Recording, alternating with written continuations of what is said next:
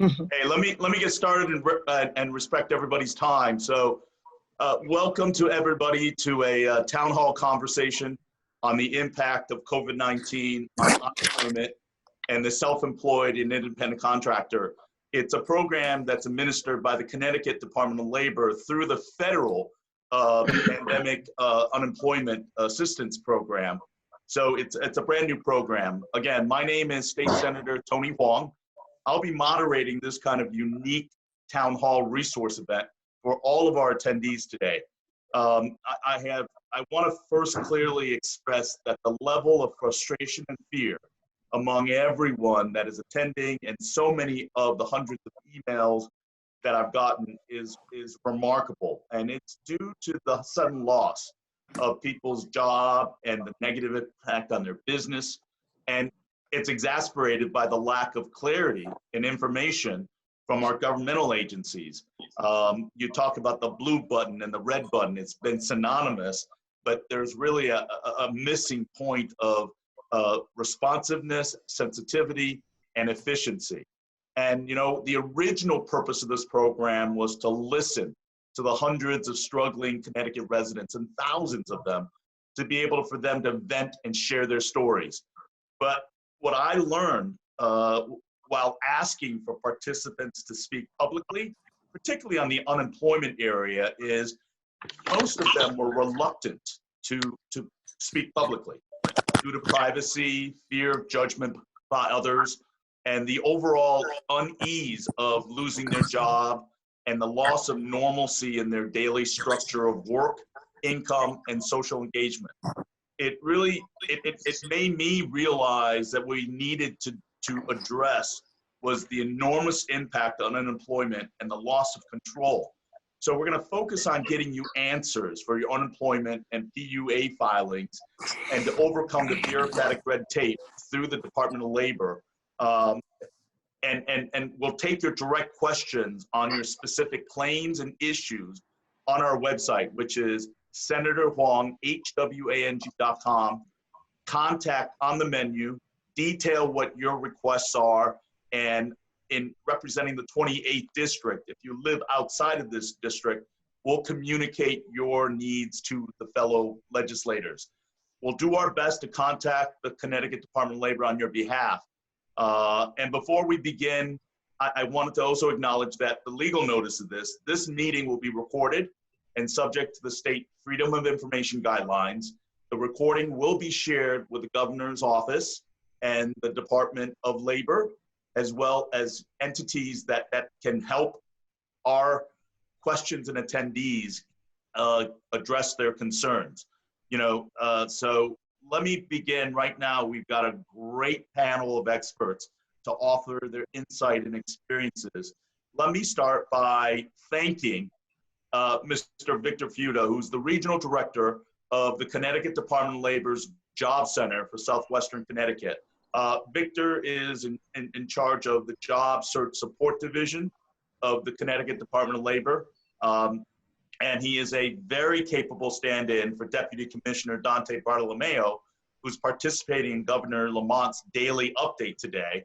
So Victor, you're a good man standing in for the Department of Labor representative. Could you offer the context in regards to the volume of claims and the incredible challenge of the Department of Labor, the agency has, to address timely responses and actions? And most importantly, your willingness to work with us today to find answers for our listeners today. So Victor, thank you very much for being here. Thank you for representing the Department of Labor and allowing us to take these concerns that the attendees will hear and email to us so that we can handle that, and most importantly, for them to be an individual with unique cases and not just simply a number. So Victor, welcome. Thank you very much for joining us today. Thank you. Thank you, Senator, for inviting me to join you on this town hall event. And hello to everyone else on the team as well. First of all, you know, again, to invite the Department of Labor to share information and resources that are available to our customers, be it job seekers or employers, moving forward. But just to touch upon some of the unemployment overall stats, in just about 2 months now, since March 13th, we've received well over 500,000 applications for unemployment compensation. The agency and the staff has processed over about 470,000 of those applications. So we continue to work on processing these applications, the state unemployment compensation claims. And as you had mentioned, the PUA, the Pandemic Unemployment Assistance, that application was rolled out just last week, so about maybe a week now. It was a two-step process. First step is individuals had to file a state unemployment claim to determine if they were eligible for state unemployment. If not, they would receive a monetary determination in the mail showing that they have no wage record or no wage credit. And this way they'll set up for step 2, in which when the application came live, they were able to go on to the PUA application process and submit the application from there. It was a new system. It's rolled out. It continues to process applications for the self-employed independent contractors, those with no wage record or insufficient wage credits on a daily basis. And we continue to work with those applications. Again, this pandemic is something that no state has ever seen before, the magnitude, the number of claims that has been received. We continue to work hard to process these applications, addressing the claimants or the unemployed individuals, our customers, their questions and their answers. So with this recording and any communication to your office, Senator, being forwarded to our commissioner, I'm sure they'll be reviewing and see how we can assist. Okay. Thank you, Victor. And I appreciate that offer, and we will definitely take you up on that. But also being said, can you share a little bit in regards to what the Job Center does? It's an incredible resource that not a lot of people fully understand. As we look at this unemployment picture and the economic challenge we have ahead of us, what are some of the resources you have at the Job Center in regards to helping people look at different career paths, new employment opportunities? Could you just share a little bit in regards to what you do so well and don't hear enough of in regards to what the Job Center does as part of the Department of Labor? It's very different than the unemployment and the DOL structure. What you do is provide resources and help. So if you could take a few minutes and just really let people know the resources that you have to help people to look for the next step in seeking employment and getting supportive services in that area. Okay, sure, definitely. As you know, the Department of Labor, we are a partner of the American Job Center Network, and this is the American Job Centers are across the state. And in our Southwest region, out of Bridgeport, it's a comprehensive office. We work closely with our partners. Now, our main partners, of course, is Career Resources and the Workforce Development Board. Now, the Workforce Development Board in our region is the workplace. Now, although our American Job Centers are closed for in-person services, our partners are working on providing virtual services to our customers. Now, virtual services could be including such as career counseling, resume critique, LinkedIn resources, just basic job search assistance. In addition, statewide, a collaborative effort between the Connecticut Workforce Development Council, which includes the 5 regional workforce boards, the Governor's Workforce Council, and Department of Labor, expanded a program, Skill Up Connecticut. Skill Up Connecticut is it's for unemployment insurance claimants in Connecticut, and this provides additional training programs to upgrade their skills in certain careers and occupations. Again, it's available to them at no cost. they can visit, customers or individuals who are unemployed can visit ctmetricslearning.com/landing.cfm. Now, I could provide, later I'd like to share my website with you, share my screen, to kind of go over some of these resources and tools so you could kind of see some of the links. I'm a visual kind of person, so after I kind of go through some basic information, I'll share my screen and kind of go over some of these links. Absolutely. What we're going to do is we're going to get all that information. We will put it on our website as a resource to people and with links to all the various important services you have. Okay. The Department of Labor is a multifaceted service organization. It's not just the claims process, which are getting overwhelmed, but a whole array of processes to help people seek jobs. So thank you very much for doing that.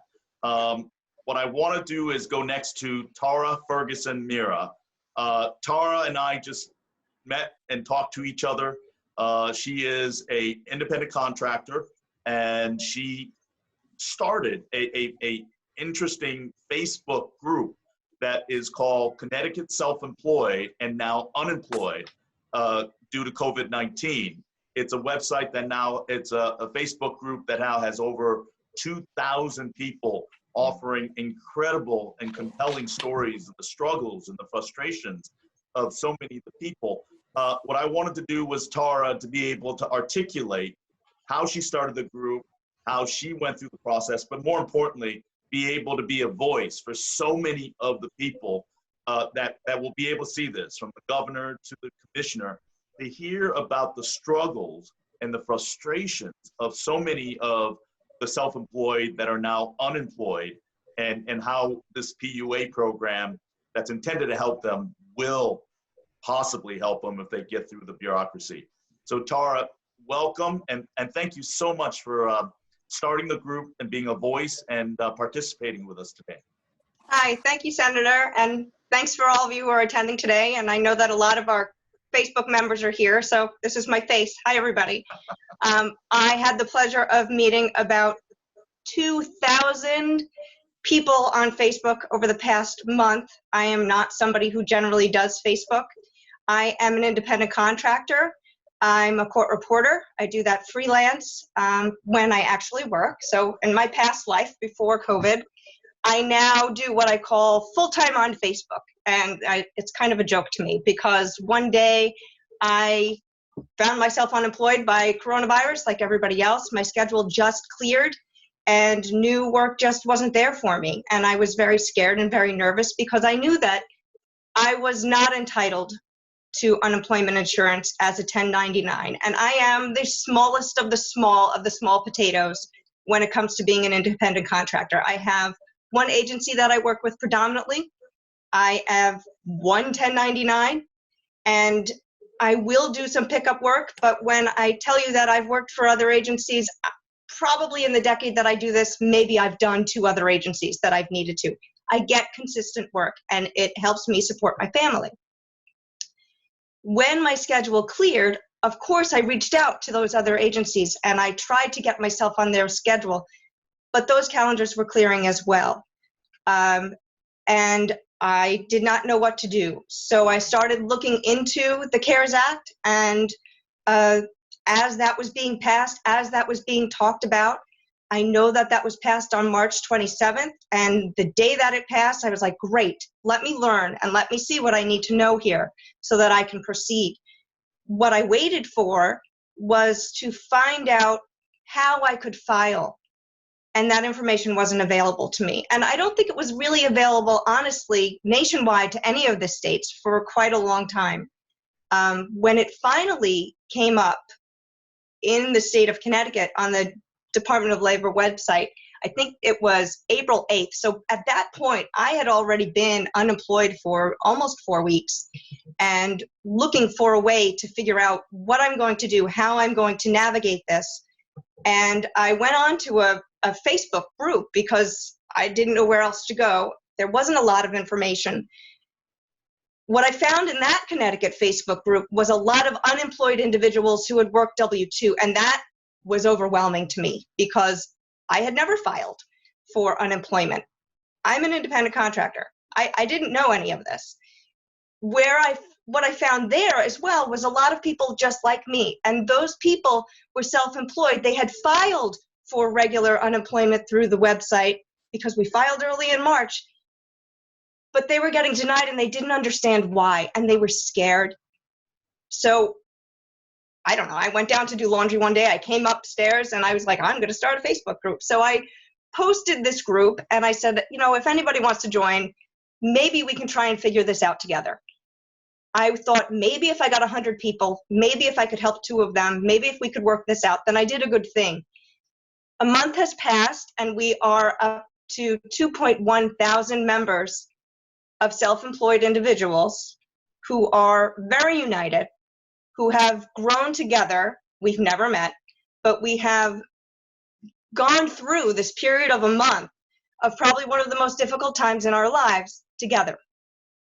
We are your small businesses. We are your salon owners, your hairstylists, your independent contractors, the Uber drivers, the Lyft drivers, realtors, entertainers, everybody, photographers, childcare providers, pet care workers, gyms, trainers, everyone, the small little people. We don't consider ourselves to be very small. We think we're pretty big, but we really are the small business of Connecticut.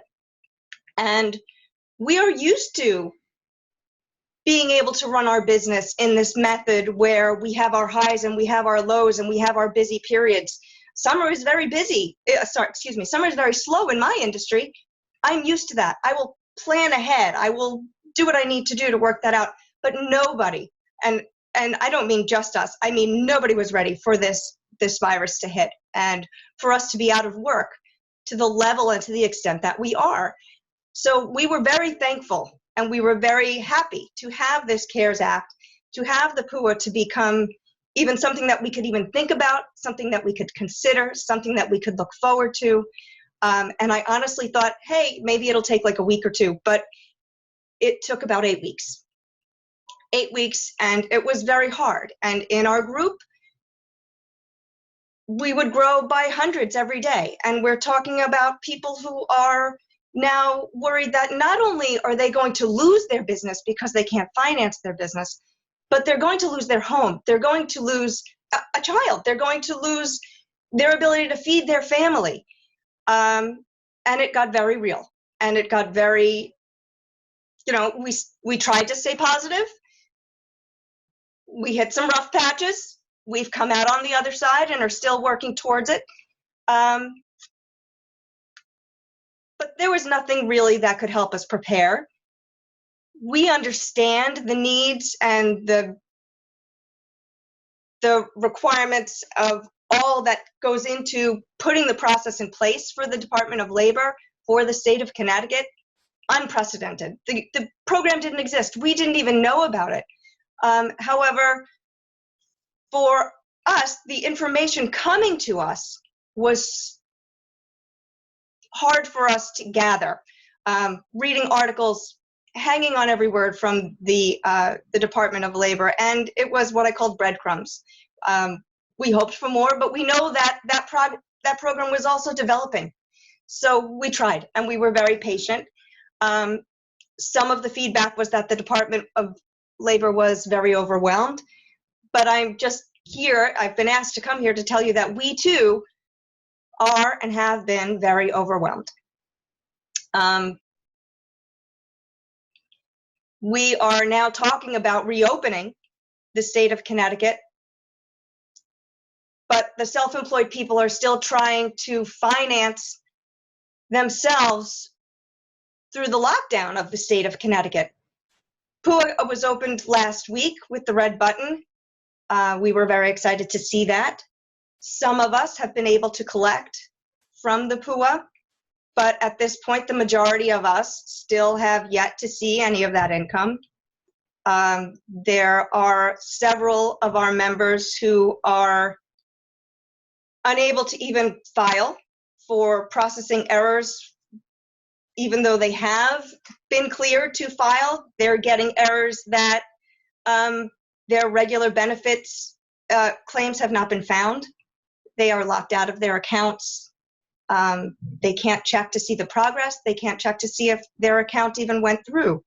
So there's no way for us to then ask the Department of Labor these questions. There are filing mistakes because when PUA opened, a lot of us were very stressed and very nervous and very excited. And probably, myself included, I missed an X. And now I have to try and get that rectified. And who do I call? Where do I email? I'm told not to. There's no email address for us to process through our questions to PUA, nor is there a phone line for us to do so. There is the PUA helpline. That's a link that you can click on the website. We have all filled that out. When you fill that out, it says that please wait, I think it's 5 to 10 days for an answer. We've already waited 9 weeks. So 5 to 10 days, all that we would really ask for at this point is some means of contact so that our questions can be answered, so that we can move forward. If communication would just open up somehow between the self-employed seeking PUA and those running the programs, I think that the call amounts and the emails, they could go down in a great way, because we only really want just some answers so that we can move on, because our businesses are ready to open. And we're scared on a way to be able to do that. I'm trying to see, I have notes and I apologize. We're looking for the liaison or someone that can go between us and for the PUA, and I don't mean just my group. I'm sure that there are many more self-employed individuals out there that haven't found Facebook. You know, Tara, first I want to thank you for sharing and recognizing all the various members in your group. You are a terrific voice. Your Facebook is a great outlet to get the information. And we promise to try to help them open the lines of communications. But it's important that I am struck by the emotionality that you demonstrated earlier on, talking about this. And I think that is one of the hardest things that people have frustrations with, because they are so emotional and so scared and frustrated about what the future and the uncertainty of the future holds for them. And to not be able to make human contact, to go through a system where the system tells you you're in error and there's no other way to fix it. It really is one of the biggest frustrations that I've heard from people. People anticipate and understand that there are overwhelming challenges and the demand is unprecedented. But the feeling is though that no one is interacting with them, that no one is listening to them. And I must say, just hearing you talk about your members and just hearing you talk about the emotional challenge that everyone has shared is really compelling. And that's what isn't captured in the communications, or the lack of communications from the bureaucratic structure that we're undergoing. And I'm hopeful that through you and through our efforts and working together, and thank you to Victor and the commissioner for allowing us the access way to give them this information, that we will be a conduit of human contact, and that the incredible pent up frustration and fear of so many of our self-employed, it is every segment of our society. And when you look at, you know, big corporations in our state, they're equally important. But when you think that nearly 70% of Connecticut's economy is predicated on small, independent businesses, we may have it upside down. We got to take care of getting these businesses functional and sustainable into the future. And we need to open up the channels of communications and be a resource. I know it's a new program, but what your group has done, and just by your initial presentation and the emotions that you kind of brought forth, is is very, very, very powerful. So I'm going to get back to you, but I want to be able to recognize that we've talked about the process, we talked about the unique challenges, but as I mentioned earlier, there's a real psychology in regards to people loss of jobs, loss of possible income, loss of structure and certainty that's created so much challenge.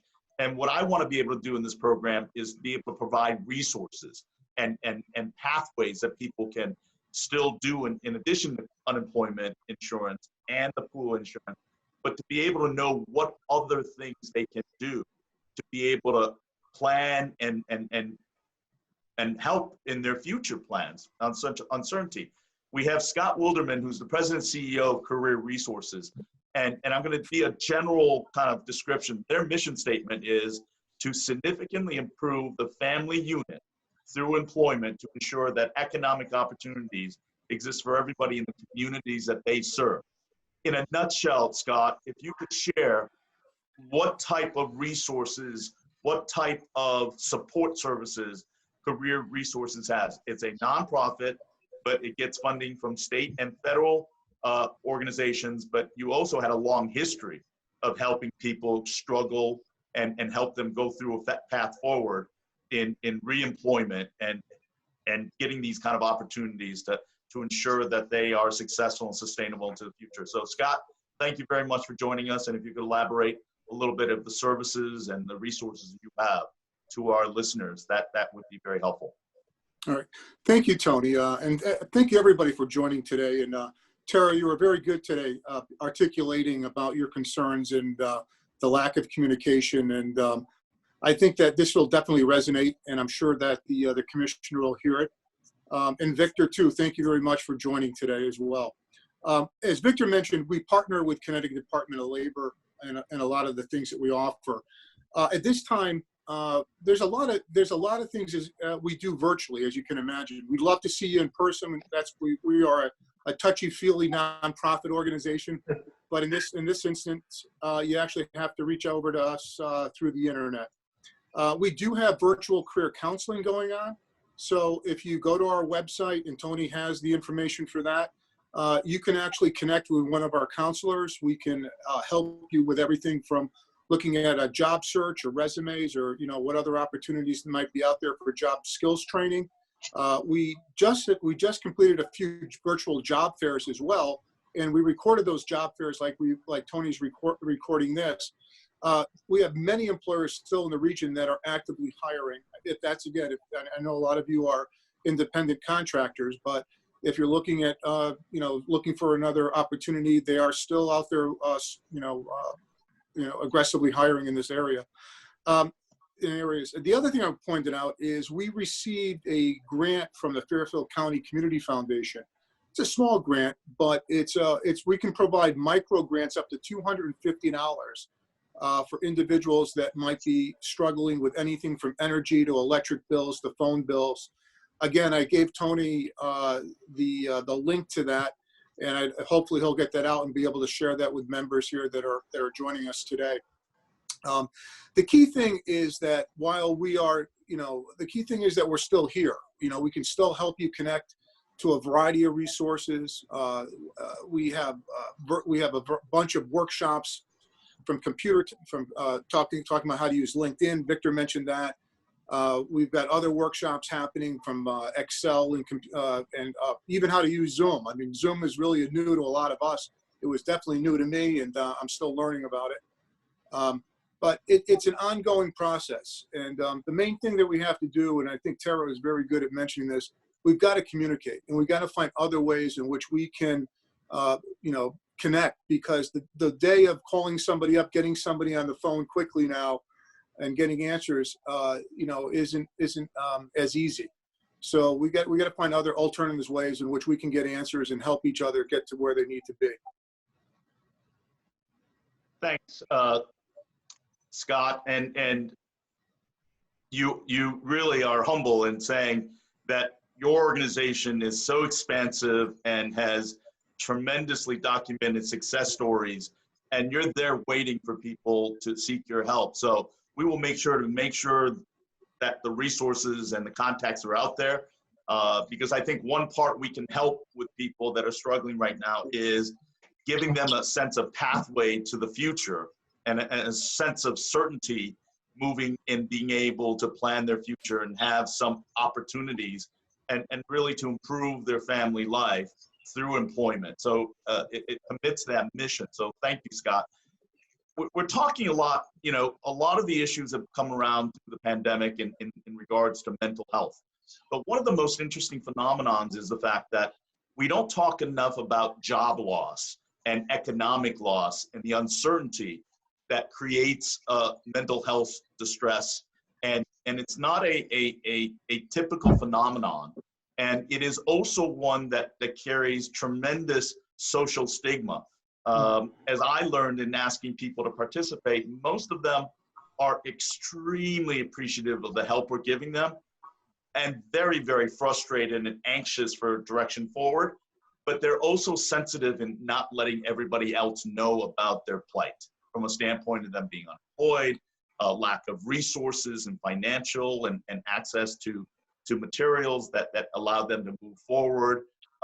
It is an interesting psychological phenomenon that we don't talk enough about. We know that there's tremendous discussions about mental health as an overall of this pandemic, but we've not really discussed the impact of job loss and creating a new phenomenon of the mental stress and the real psychology of job loss. That was one of the things that I learned a lot through my 8 years of a job skills opportunity forum. And I've had a chance to work with Mr. James Riscotti, who's a clinical social worker at the Yale School of Medicine, but also works with an organization and a lot of people that are struggling with long-term unemployment and the real change in the psychology of people on job loss. So, Mr. Riscotti, I keep on wanting to call you Dr. Riscotti, well deserving of it. But I think the most important thing that you offer is to bring to light people that the uneasiness and the frustration that they feel going through the unemployment process and the bureaucracy is potentially exasperated and accentuated through the emotional feeling that they are undergoing that they might not fully recognize. So if you could offer from your professional expertise, give the people a sense of telltale signs and indicators so that they can seek the support and to be able to weather through this process and understand that emotional challenges, emotional changes are part and parcel to the job loss and uncertainty of employment. So sure. Welcome. Thank you for having me, Senator. First of all, I just want to acknowledge Tara. I think that's a wonderful thing you're doing because one of the stresses people have is we think we're all alone, right? And the reality is we're all in this together. So kudos to you to start a specific group for your brothers and sisters who are struggling with very similar things. I think the reality is for all of us, living in a pandemic for everyone, it has the potential to ramp up anxiety, stress, and fear for the safety for ourselves and others. It's not just people who are unemployed, it's all of us, right? The fact is, we all know this, these are unprecedented and challenging times. We know that during intense periods of uncertainty, stress can increase substance abuse, domestic violence, depression, suicide, people with pre-existing conditions. So for example, I've had marital problems, drinking problems, problems with anxiety. Events like a pandemic can make that worse for people, right? We know that in our society, the Great Depression, Hurricane Katrina, incidences of, again, alcohol abuse, suicide, depression, all increase. It's an issue of control. Senator, you mentioned this a couple of times. Control is a huge issue. And we don't have control and we don't have effective coping mechanisms. That's when problems emerge or they get worse. What we need to understand is that we're all grieving. We're all experiencing multiple losses. It's not just the unemployed, who I know this forum is scheduled for, it's for all of us. Our life has changed fundamentally. It will not return, I don't think, to the way it was a year ago, right? You hear the term the new normal. That's what we're all experiencing. And the scary part is We don't know what that new normal is going to look like. The reality is biologically, we're social animals. We need human contact. I think we confuse isolation and social distancing. We need social distancing. Everyone knows that. We don't need to be lonely though. And there's a difference. So we can practice social distance and not isolate and not be lonely rather. We need to reach out to people. We need to talk to family and friends. That's why, Tara, your Facebook thing is so important for people. There's a commonality that you're all sharing this with. I encourage people, call people, better yet, FaceTime people to see someone, not just their voice, I think is important. We have to learn to let go of what we can't control. And this is a situation that we can't control. So a couple other comments about what we cannot do. And then I'll get into some recommendations about what we can be doing. What we should not be doing is discouraging discussion or ignoring the emotional impact of this. Senator, when you've talked offline, you raised your concerns about that people are avoiding this. The reality is in our society, we value thinking over feeling, right? We devalue the importance of seeking emotional support. So we got to stay away from that stuff. We need and stop talking about and blaming politics and other people. There are things we can do, though, that can help people, right? One of the things I encourage people to do is decrease your exposure. Limit yourself to the news. If the news is that disconcerting to you, turn it off. Don't listen to it. We have to understand better the mind-body connection, right? We have to increase self-care, regular exercise, good nutrition, adequate sleep and hydration have a powerful impact on our emotional being and decision-making. I encourage people, go outside. If you have the ability to go outside and breathe some fresh air, do that. Appreciate nature. Try to focus and use all of our senses, right? Hearing, sight, touch, taste, and smell. It's important that during times like this, that we focus on taking care of ourselves too. Oftentimes easier said than done. The other thing that we can do, we talk about not just exercise, mindfulness, breathing, meditation. There are things that people can be doing. So what I would encourage people to do is to talk about this. You can't bottle it up. There's professionals out there. There's mental health professionals, Hartford Healthcare, Yale New Haven, all has hotlines to help people. People need to make use of mental health services. And Senator, again, you've talked about this before. There's still a stigma that's out there. When you and I spoke recently, when I started my career, stigma was terrible 40 years ago. It's improved. It's improved greatly, but it still exists. If people are struggling to the point where the drinking is included, the stress is to the point they can't sleep, they can't eat, they should call a mental health professional. They should seek counseling. Counseling works. Counseling doesn't work if people don't access it. So those are my sort of recommendations. Be engaged with people, support people. Two final things, write a journal. Research has shown, write some notes to yourself. What are the things we can all be grateful for? Even Tara, you and your Facebook group, everyone's unemployed, you're struggling financially. There still are things that you can find, I would hope, grateful, right? The other thing to do is to help someone. Donate, give money, support people.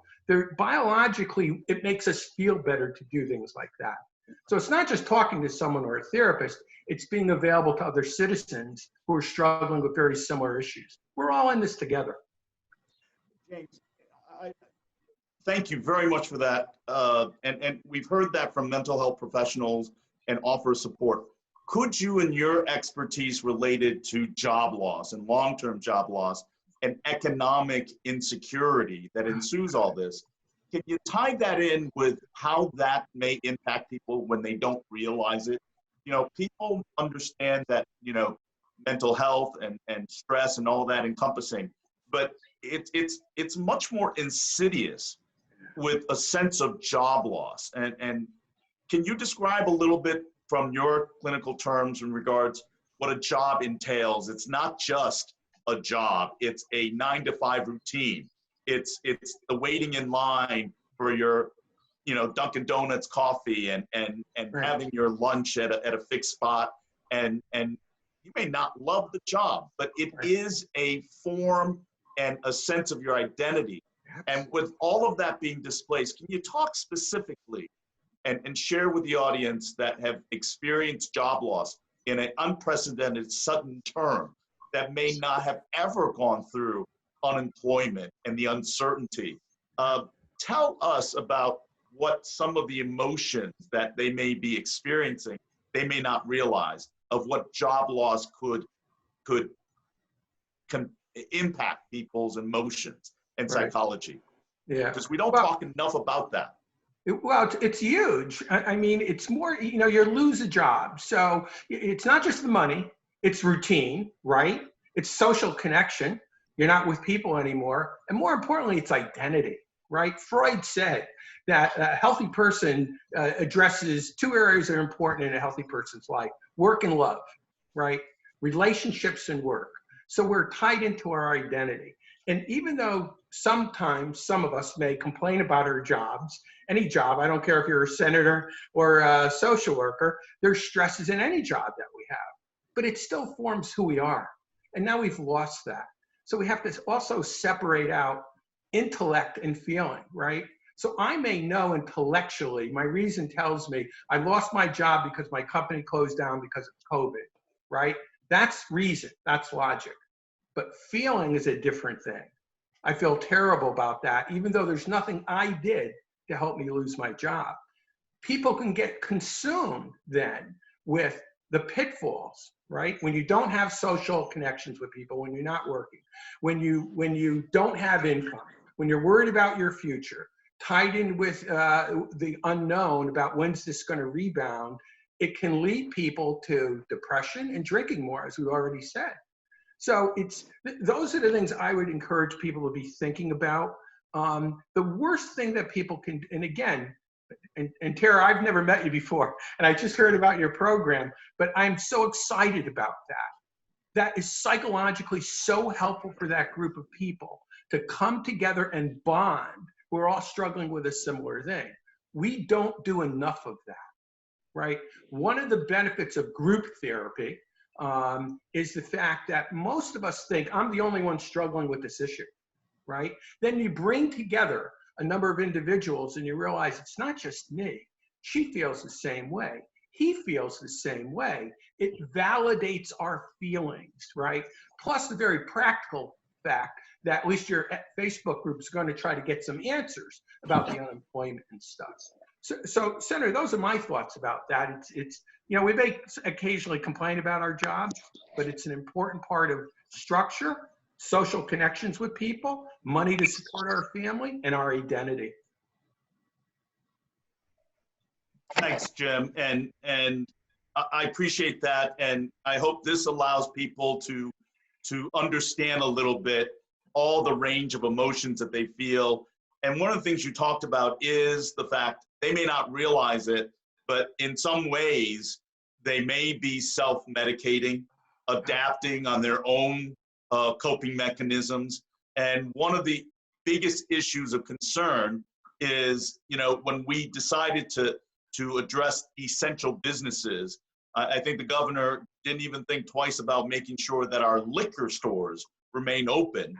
And what's been a remarkable phenomenon is the fact that we've had over 400% increase in liquor store sales. Yeah. And you're seeing an incredible phenomenon of people utilizing substances to just kind of manage and cope through these difficult times. Now, we have Giovanna Mozo. She is the co-director of the Hub, which is a state-designated regional behavior health action organization that serves Southwestern Connecticut. They're a regional source supporting and coordinating mental health, suicide awareness, substance abuse prevention, and problem gambling efforts in the 14 communities in Southwestern Connecticut. So, Giovanna, if you could address the issue of substance abuse and the awareness of that, and for us to avoid the pitfalls of self-medicating during these difficult emotional times that we talked about, the loss of jobs, loss of economic security, and the sense of uncertainty, how that kind of manifests itself.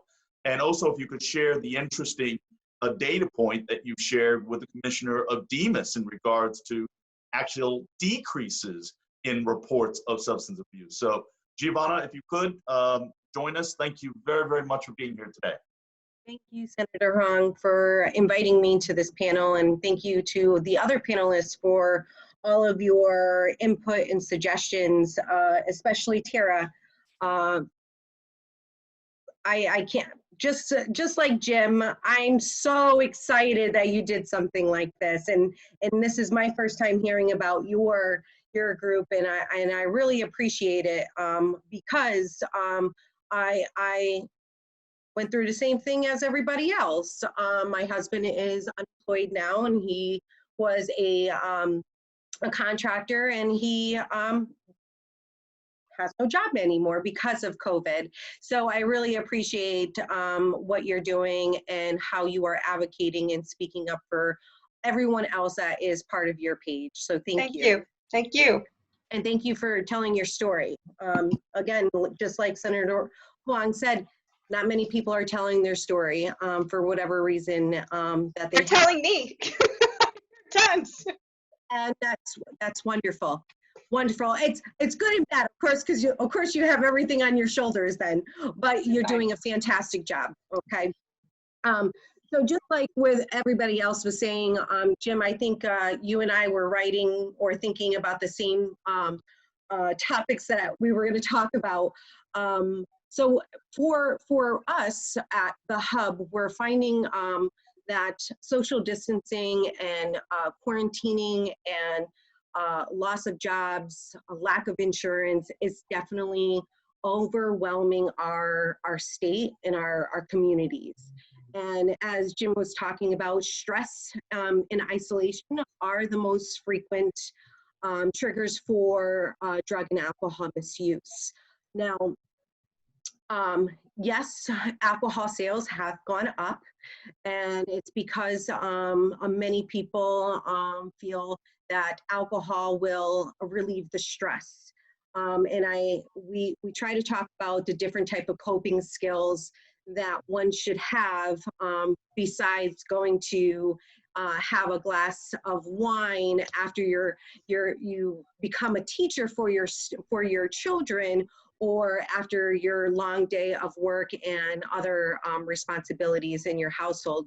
Since now we're all home, right? And we have tackled on being a teacher, being a wife or husband, and doing all of these jobs that we typically wouldn't be doing if we were working our 9 to 5. So I do want to address that. The Department of Mental Health and Addiction Services is seeing that there is a reduction in mental health and substance misuse calls. However, I think that's because many people are not going out there, right? Because we're social distancing, and we're not really, we're kind of hiding out right now, right? Trying to make sure that we stay safe and we keep our families safe. And the concern I have, though, is post-COVID, what is going to happen?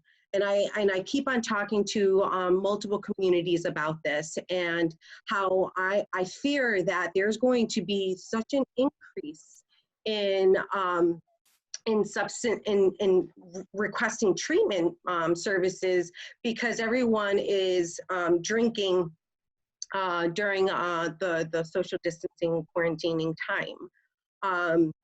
We're finding that a lot of children, teens, of course, who their frontal lobe is not fully developed, are kind of exploring like they should, and getting into their parents' alcohol cabinet. And I will say, as long as there is availability in alcohol, there's that accessibility to them. Okay, so if anything, my suggestion would be to really lock up the alcohol and your medicine cabinet as well, of course, because in all of this, we still have opioid epidemic going on.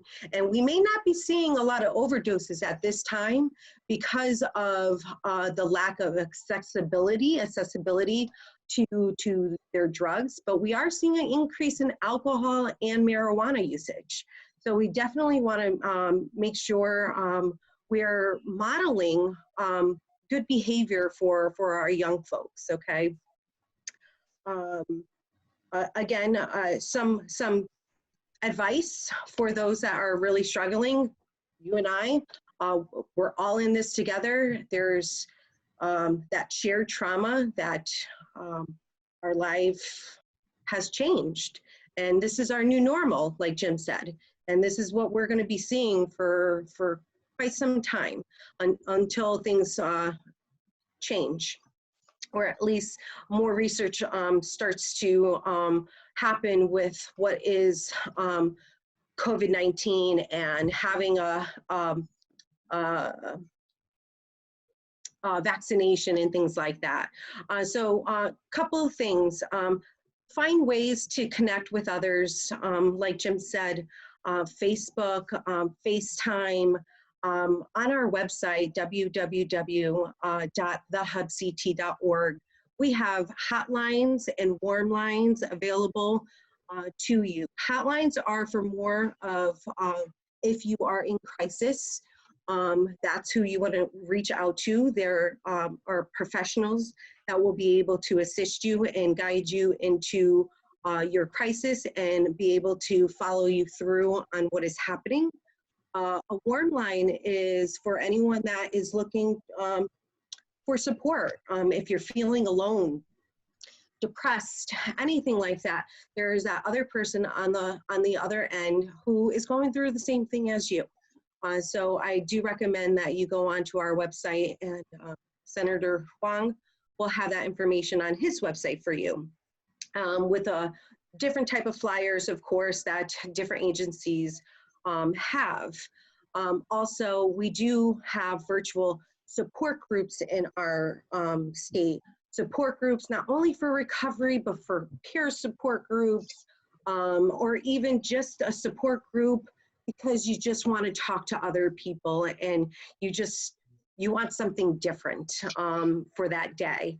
And these happen all week long. Flyers are definitely on our website. I encourage you all to look at that. I do want to say that there are flyers on our website as well in regards to anything that has to do with kids in crisis or domestic violence hotline or substance use access line, problem gambling helplines, and the Department of Children and Families just came out with a Talk It Out helpline. This is an anonymous helpline for for parents and caregivers to just talk about your day and be able for somebody to actually listen and hear you and give you some type of feedback. Okay. Giovanna, it's interesting.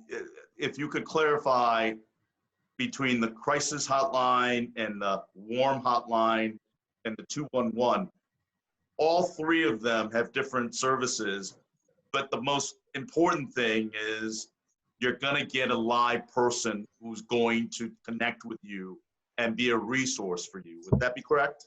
Yes, absolutely.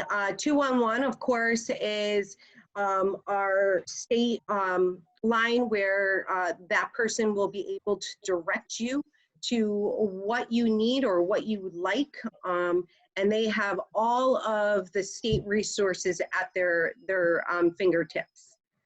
And a shout out to the 211 line in Connecticut. It's an incredible resource for a whole wide range of supportive services. And we are one of the few states in the country in which our 211 line has a dedicated pipeline to those that are struggling with suicide thoughts and duress in that situation. So if you feel that way, know that there's always someone there, and all you need to do is dial 211 and you will immediately get directed to trained counselors that are a resource for you. So And I just want to add. Excuse me, Senator Hwang. I'm Yes. so sorry to interrupt, and I don't want to interrupt, and I'm grateful for this conversation. My name is Danielle. I'm a part of Tara's group on Facebook, and I wasn't visibly showing my face originally, but I love this call. It's full of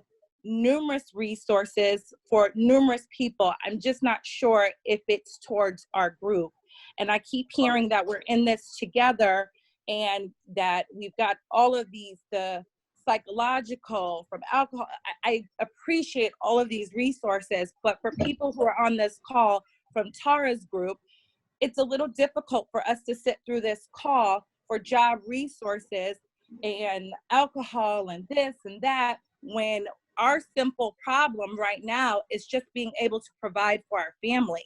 And Tara did an amazing job advocating for us.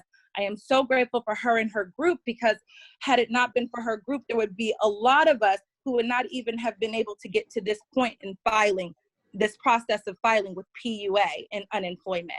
Yes, So, hold on a second. Your name is, if I may, what is your my name? name is Danielle. I'm sorry. My name is Danielle. Your Danielle last name? Cameron. Danielle Cameron. And Danielle, let me share with you, I don't know if you were here earlier, the original, the introduction in the beginning was, we clearly understand the importance of being able to get some information.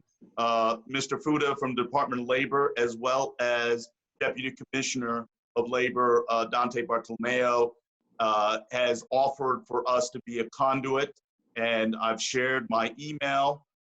You are welcome to submit your information, because there are hundreds of other people that share your sentiments. We want to be able to take that information and go directly to the Department of Labor to help you in that resource. So I hear you loud and clear. We want to be a resource for everybody that's listening in, and a conduit to your concerns. But the pivot was to be able to offer these kind of resources for so many people that are struggling with the challenges that they may not be aware of. So Danielle, I hear you loud and clear. We will definitely get your information, and we will follow through and be a voice for you.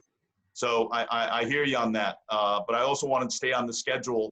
And what I wanted to do is pivot to Deborah Greenwood, who is the president CEO of the Center for Family Justice. Just as all the previous speakers from Mr. Riscotti to Scott Wilderman and also Giovanna said, domestic violence is one of the subsets from the culmination of the struggle and the frustration that occurs.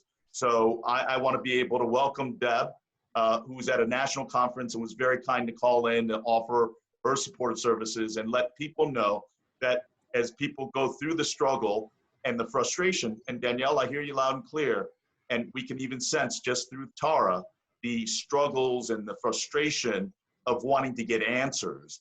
We're going to do that for you. We're going to help. But that being said, we also want to be able to provide resources that you don't normally hear associated with job loss and economic uncertainty. So thank you, Danielle. We'll definitely follow up with you. But welcome to Deborah Greenwood. Deborah, thank you so much for being here.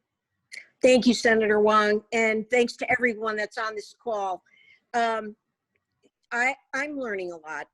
One of the resources is this Facebook group that so many of our clients that we see, which is almost 5,000 people just in the greater Bridgeport area that receive our free confidential services in 1 year. And, you know, when COVID first hit in March, we're working virtually. My counselors have contact with all of the clients that they were working with prior to us having to close the doors at our facility. But what's happened since then, we started to see a decrease. Why does that happen in the beginning? Well, two reasons. For those that are being isolated with their abuser, there is a fear factor for them to be talking to a counselor. There's a fear factor that we can have an escalation in verbal, emotional. We know financial abuse is one of the first symptoms that happens during an intimate partner violence relationship, and it can get physical. And we've got children that are also in the house. So what happens, trying to create a new normal also meant at that time in March people stopped taking phone calls. We started to see a decrease. Well, we've gotten through the month of April, and let me just share some frightening statistics. In 10 days that we have, that ended on Friday, we had 483 calls to Safe Connect, which is the domestic violence hotline. Out of that, over 62% of those calls are brand new people. As individuals are starting to venture out just a bit, we're starting to see those numbers increase. These are new families, new individuals, new victims, new cases, on top of those that have been isolated, that are starting to take the calls from our trained counselors. In addition to that, there are 18 domestic violence safe house shelters in our state that have been at 118% capacity prior to COVID. So at this point in time, we are also kind of getting ourselves ready for, we're calling this almost the second pandemic, as we're seeing across the country, and just coming out of a national conference today, virtually, unfortunately, but also sharing information with each other across the United States that are running our one-stop shops. This is domestic violence, sexual violence, in addition, child abuse, kids that are not in school, which might be their safe place, their safe haven. We do the child forensic interviews when a mandated reporter is made aware that a child under the age of 18 in our state is either being physically abused or sexually assaulted, or there's issues. So those happen at the Center for Family Justice. So the prongs of all of that has really been very frightening. And now we are starting to see, as time is going on, those numbers are increasing at a very, very rapid rate of speed. In addition to that, of course, our courts have gone to 3 days a week versus 5. Many in our area that were affected closed their courts. Slowly they're reopening. Bridgeport did stay open throughout, but we shut many of the hours of operation down, and restraining orders weren't being able to be done until we could figure out how to also do those electronically. So out of something so horrific, we are understanding that not only can we continue to work, we have all learned that, everyone on this call and anyone that will be listening to it, we also realize that there are resources out there that we're sharing within each other. We're breaking down silos where I believe we will come out of this as stronger community. We are going to need to depend on one another, because we need every single resource that is not only on this call, but those that are not. As a Family Justice Center, we work with 18 nonprofits in the greater Bridgeport area, because we realize we cannot be the expert to everyone. Career Resources, who's on this call, they are a very strong partner with the Family Justice Center. When a victim of abuse is out of crisis, they need to rebuild their life. So as a Justice Center, our next piece is to help find self-sufficiency, in addition to how to rebuild the child that has been the secondary victim. And we're now seeing, unfortunately, that the abuse is trickling down at a very rapid rate of speed to family violence. So kids that are being exposed in the household, because yes, they're having their school there, everyone's been isolated together. As much as we all look at, God willing, a healthy family, and we all know we can all kind of bite on each other's nerves. Imagine living with someone who is a narcissist, and having to deal with how to protect your child besides yourself. So however that happens, our hotlines are really starting to implode. And we are really looking at how we've increased the amount of virtual support systems, how the issues of food and emergency preparedness has continued. People have been, thank God, very generous with food and trying to support. We also realize that our safe houses are bulging at the seams. So working with all of our state departments on how do we move people out of a domestic violence safe house and get them from a safer place into a home, or whatever that means to them. So there's a lot that's happening on the state level, but what we are starting to see is how will we deal with some of the issues that we've all heard on this call. The substance abuse component. As you can imagine, you're right, liquor sales are up. And so many times when you are living in a household with someone that has the power and control, the anger issues that might step in, and if you add coping mechanisms like alcohol and drugs, it goes bad very, very quickly. What we're seeing from the West Coast coming to the East and back, the murder-suicides that we're measuring across the United States are also rapidly growing on intimate partner violence. So we are having these conversations as we did today, and we've spent 4 hours a day, every day this week, and more to come. How will we plan to work with our municipalities, our nonprofits, our stakeholders on how to prepare for the fallout of COVID? And with that, I know it's not the most positive way to end my presentation, but I will say this. What I have seen on the positive piece is working with individuals like Senator Hwang and people in our towns and municipalities that are very dedicated and want to do right. None of us have ever gone through a pandemic before. So one of the things we are learning is, how are we going to reopen? What does that look like? In addition to those of us in the social work field, I'll speak for my own agency.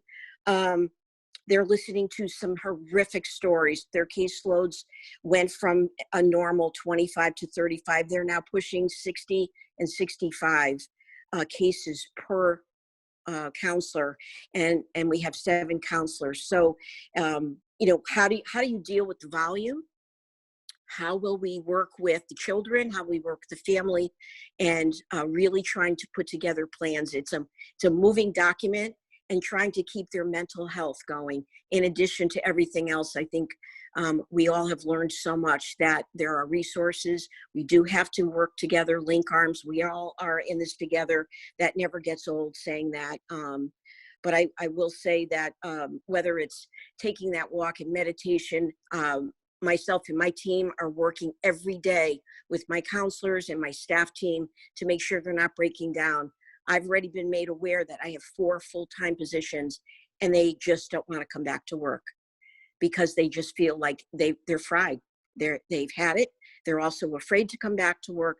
So we're dealing with the fear, even with the mental health services we're providing to them. They're at that point saying, I just think I can't do this anymore. So I think we're going to see a wave of change in many, many fields and in many different ways. So with that, I am definitely going to share that Facebook link with so many of our clients, as well as others that may want to link in with you and be able to share that, because there will be opportunity, but there's also going to be a lot of fallout. And I think we're going to be seeing this for a very, very long time to come. Thank you, Senator. Thanks, Deborah. And it's important to note that the incredible work that you all do in the community, you're right, the needs are not going to dissipate. And in fact, as Mr. Rascati said, a job is a sense of identity. And when that is unraveled, it is those that are closest to you that feel the impact of that dramatic change and of uncertainty. So you have your hands full, and thank you for the incredible work to be able to protect those from any bit of violence, whether it be physical, emotional. These are difficult times, and part of what we want to try to pivot to answer earlier, we're going to handle the logistics and the questions to the Department of Labor. We're going to commit to doing that. But I felt it was important to share the nuances for people to know some of the telltale signals, and that they have the supportive services. One of the biggest part that leads to the ultimate frustration is the uncertainty of income, the economic free fall for so many of these people. And we have Monette Ferguson, who's the executive director for the Alliance for Community Empowerment, formerly ABCD, as an organization that has for many decades provided for those that have economic challenges through various other resources and conduits for them to be able to get a hand up and supporting them. And Monette, thank you very much for joining us. But can you share what type of services you have? And also, we've heard so much about the CARES Act, the PPP, and the PUA, but there's another component of federal funding that is intended to help those that are in economic distress and have a need to be able to have some sense of stability. So Monette, welcome, but also thank you for all the great work that you've done even before the pandemic and helping those people in the community and community empowerment. So thank you and welcome. Sure. Thank you, Senator. I appreciate you having me on. I'm honored to be on a platform with such great folks doing such great work every single day. It honestly takes a village, and now it takes an entire community to pull together after such a life-changing situation like a pandemic. So real quickly, I just want to share with folks, the Alliance, formerly known as ABCD, has a myriad of programs that are focused on low to no income folks. In the past, as you said, Senator, we've been around for a long time, and now we're seeing a whole new group of folks, and we're welcoming them, not coming through our doors as we would have liked to welcome them, as we have in the past, but we're using internet services as well as telephone services. We have caseworkers in the office every single day offering federal programs like energy assistance, helping folks to pay their heating and utility bills. We know that most of those programs are not allowed to be shut off through government mandates, but we know there will come a time when those mandates will end and folks will need some assistance. So we're here to help now, and we're here to help in the future when folks experience those shut off notices or just bills that they just can't manage right now. So we have the energy assistance program. We also have a very comprehensive case management program. That case management program means that we connect community members with whatever resources that they need when they present issues, anything from rental assistance to completing a SNAP application. We also have the ability to help individuals, SNAP, formerly known as food stamps. It's a program that is growing. It's available. They're accepting applications, and our caseworkers are trained in helping folks navigate that system. And the system is not easy to navigate. I have to tell you that we get a lot of concern from our community members about that same system that Tara was so vocal about, the same system that Senator is trying to create a bridge of communication with folks, because that communication is so important. Just connecting with somebody on the other end of a phone or a computer saying, I hear you. So we're around for that. In addition to case management, we also have, as my colleague Scott said, we have some philanthropy funds, some philanthropic funds that will assist folks with issues related to COVID, anything from extra childcare costs so that folks could get back into the workplace to excessive rent or mortgage payments.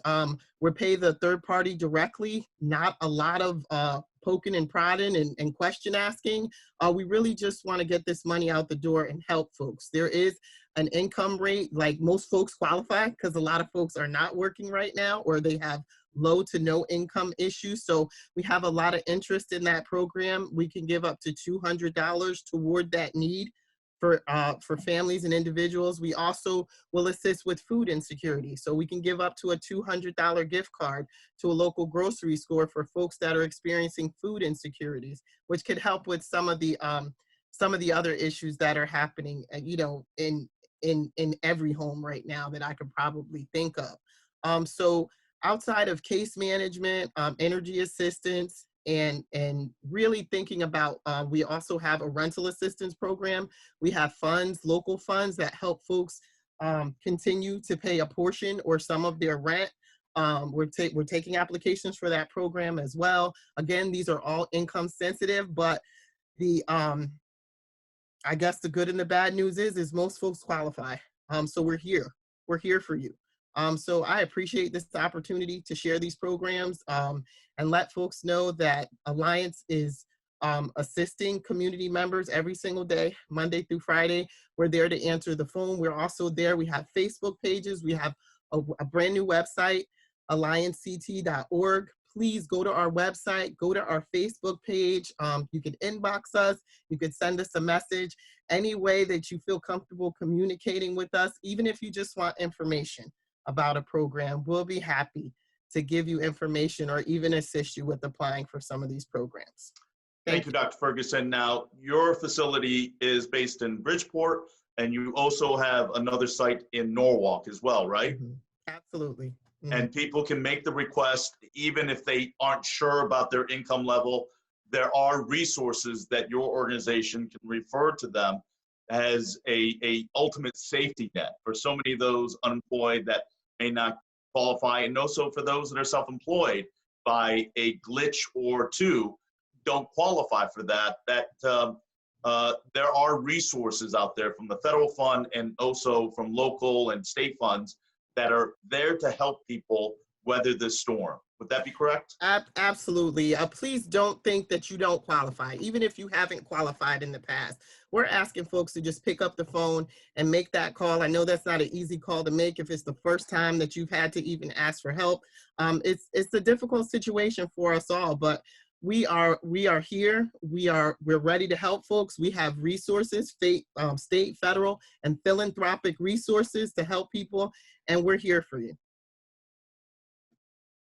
Thank you, Dr. Ferguson. And I want to circle back and thank all of the participants and the experts in sharing their viewpoint. And you know, I really want to reiterate again, first, thank to all of our experts, but I want to give a special thanks to Tara, and really to acknowledge that through your initiative and efforts, you have provided a voice for so many of those that have struggled and encountered, you know, a wall of bureaucracy.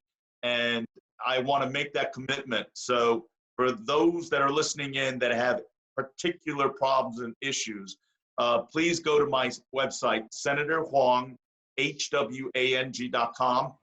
Go to the contact and outline your specific areas of question and interest. What we're going to do is, because Tara, your reach is all through the state, there may be people outside of the 28th Senate District, which I represent, which is Fairfield, Westport, Weston, Easton, Newtown, Sandy Hook. What we're going to do is we're going to take that information, we're going to share that with the colleagues that represent the towns that you live in to make sure that they have this information to be an advocate. This is what we do as an elected representatives during these times of difficulty. We can be your voice. We can be your conduit to the challenges that you're encountering. So make no mistake about it. We're here as a resource to you. But for those that may not have been here earlier, the pivot of the program was really to offer how this unemployment and the pandemic and the loss of a job has potentially impacted so many people in terms and ways that we don't fully recognize. And I wanted to take the moment to have the experts from Scott Wilderman from Career Resources, from Victor Guda from the Department of Labor, to Mr. James Riscotti from the Yale Medical School Social Work, and Giovanna Moza from the Hub, and Deborah Greenwood. All of you have been incredible in offering a resource to know that. But I'm going to close this up and wrap it around, and I'm going to have Tara close this out by acknowledging that these type of services are a way for us as elected officials to not just simply talk about the bureaucracy and the programs. I think everybody's heard those type of, you know, webinars and details. And as you said earlier, we've read all about the details, but the bottom line is the missing element was the personal human touch, the sense of responsiveness that has built the frustration.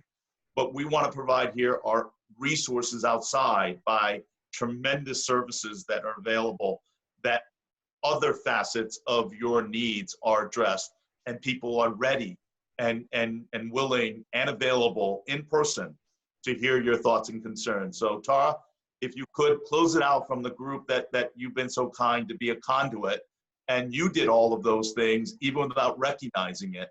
And my hope is that we can continue to be a conduit for you and your group and many others that may feel the need that we're there to help them. And we're all in this together. We are, and I'm very grateful for this opportunity to have the people in my group heard, and at least so that some of their struggles could at least be spread out to those that are important enough to hear us. If the DOL would open up some way for them to be able to process their questions, that would be amazing, amazing. Specifically with uploading documents. They have been told that they have 21 days to upload a document, but we're at day 7 and we still don't know how. So I am appreciative to all of the professionals here. I will recommend your services to them if they come to me with those needs. If we can open a doorway, I think that you'll have a lot of willing participants. Thank you. Hey, Senator, really quick, I just addressed one question Tara had at the end there about the documents. Yeah. I did learn that they hope to implement the uploaded documents overnight, so it should be available hopefully tomorrow. Sorry. That's right. Is there a way for us to know if our documents went in? We have no idea. Right. So, and as you know, it's a new system, so I know very little on it as well. So the 21-day period has been extended, obviously, because of the entries and so forth. So hopefully overnight they'll have that added feature. Exactly what it's going to look like and how, I'm not sure yet. But I will definitely, through the senators' group, communicate this to our commissioners to learn more and to try to post this information so it's more easily accessible and more current. We have a lot of questions and I appreciate it. Thank you. And Victor, I actually have a direct question. There are many people that have gotten input errors by one small name or any information, and they're locked out of the system. I have to tell you, I've received so many of those frustration. It's sort of like people are inputting it with fragile timidity, in the sense that if they put anything wrong, there's no backtracking and they're locked out of the system. Is there consideration, and if not solving it today, right now, it needs to be heard that, there's got to be a greater flexibility, that if errors occur, that people can go back in and get the application completed. Because one of the biggest concerns is their inability to get into the system really heightens their fear that this potential money could run out. And just as we did with the PPP, and because it's a new program and it's a federal program, we're not sure about the money. So people are extremely anxious that, and if they hit one wrong number or one wrong character, the system locks them out and they can't get back in. And because they have an existing application, they can't create a new one. So I will share with you, that is something that's repeated often. And it is a computer and technical glitch that needs to be understood. And the frustration is when that happens, they can't get to anyone to answer it. And I use this as an analogy. Look, we're all so used to Amazon. You can't talk to anybody in Amazon either. But the responsiveness, the ability to kind of recalibrate and to respond, even though there's not a real live voice, needs to be in place. And so even absent that kind of technological, artificial intelligent engagement, we have to do a better job to be a conduit of voice. Maybe even an email to say, hey, give me your number, give me your information, we can expedite it. But if in the interim, we have to do it the old manual and old-fashioned way, where your legislative representatives are going to collaborate with so many of the members in Tara's group, but also so many others that aren't aware of groups like this, that we're here to help, and we get this information, and we will be your squeaky wheel that gets the oil. But I want to reassure everybody that's listening in, that is a critical part of what we're going to do to solve and help people. No promises, we're going to do our best. But at the same time, I also felt it was important for us to understand there are so many other facets of this pandemic that affects people. And we want them to be aware that there are resources to help them, because we don't know when this is going to be over. And when it's over, we don't know what the consequences and the lasting impact is going to be. You're going to have to take care of yourself and your family first. That begins with the whole segment of we provided today. But there's got to be a better system that when people felt as though they've done everything right and the system tells them no, and there's no other leeway. So again, as I began earlier, I want to thank Victor for bravely stepping in as a Department of Labor representative, but it's also important to recognize what you do and the great work you do at the American Job Center for those people that want to be able to look forward. If there's anything I could leave with people on this program today is reach out to us, join Tara's group, or reach out to us for us to be a conduit for you.